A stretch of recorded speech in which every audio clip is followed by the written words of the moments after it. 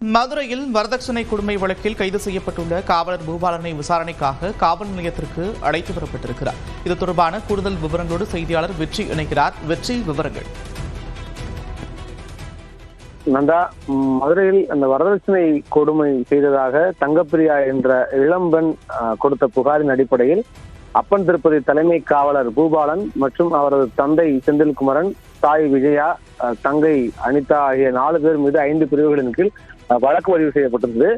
தலைமறைவாக இருந்த 4வரையும் போலீசார் தேடி வந்திருந்தார்கள். 2 பேரும் சஸ்பெண்ட் செய்யப்பட்டிருந்தார்கள். அவருடைய பூபாலனும் அவருடைய தந்தை பல்வேறு மாவட்டங்களில் தலைமறைவாக இருந்தவர்களை தனிப்படை போலீசார் தீவிரமாக தேடி வந்த நிலையில் நேற்று இரவு திருப்பூரில் வைத்து பூபாலனை தனிப்படை போலீசார் கைது செய்திருந்தார்கள்.